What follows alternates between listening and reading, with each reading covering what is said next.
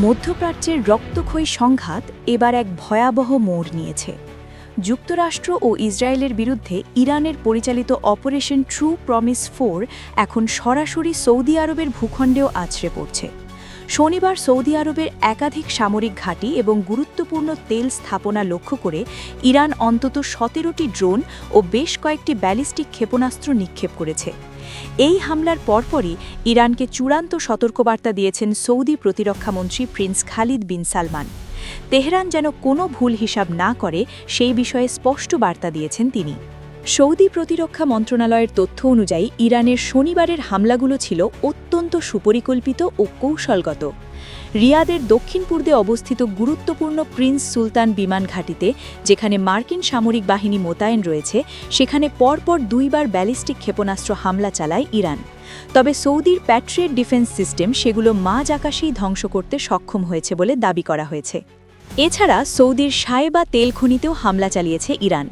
সংযুক্ত আরব আমিরাত সীমান্তের কাছে অবস্থিত এই বিশাল তেল ক্ষেত্রে একযোগে অন্তত 17টি ড্রোন দিয়ে আক্রমণ পরিচালনা করা হয়।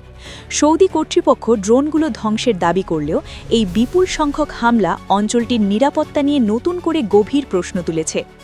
এছাড়াও বিশ্বের শীর্ষ তেল রপ্তানিকারক প্রতিষ্ঠান আরামকোর রাস তানুরা শোধনাগারেও ড্রোন হামলার খবর পাওয়া গেছে। এই হামলা বিশ্ববাজারে জ্বালানি তেলের সরবরাহে বড় ধরনের অস্থিরতা তৈরি করতে পারে বলে আশঙ্কা করা হচ্ছে। এদিকে ইরানের চলমান হামলার পরপরই পাকিস্তানের সেনাপ্রধানের সঙ্গে এক জরুরি বৈঠকে মিলিত হন সৌদি প্রতিরক্ষামন্ত্রী প্রিন্স খালিদ বিন সালমান। সামাজিক যোগাযোগ মাধ্যম এক্সে দেওয়া এক বিবৃতিতে তিনি জানান, ইরানের এই আক্রমণাত্মক কর্মকাণ্ড আঞ্চলিক স্থিতিশীলতাকে সম্পূর্ণ ধুলোয় মিশিয়ে দিচ্ছে। তিনি বলেন, আমরা প্রত্যাশা করি ইরান প্রজ্ঞার পরিচয় দেবে এবং কোনো ভুল হিসাব করে পরিস্থিতিকে নিয়ন্ত্রণের বাইরে নিয়ে যাবে না। সামরিক বিশ্লেষকদের মতে এসব হামলার মাধ্যমে ইরান সৌদি আরবকে সরাসরি যুদ্ধে টেনে আনতে চাইছে না, বরং রিয়াদকে এই বার্তাটি স্পষ্টভাবে দিতে চাইছে যে যুক্তরাষ্ট্র ও ইসরায়েলকে সৌদি ভূমি ব্যবহার করতে দিলে তার পরিণাম হবে অত্যন্ত ভয়াবহ।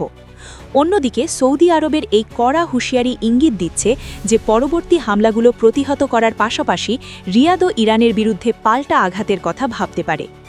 এই পরিস্থিতিতে ইরান ও সৌদি আরব উভয় পক্ষকেই সংযম ও শান্তি বজায় রাখার আহ্বান জানিয়েছেন বিশেষজ্ঞরা।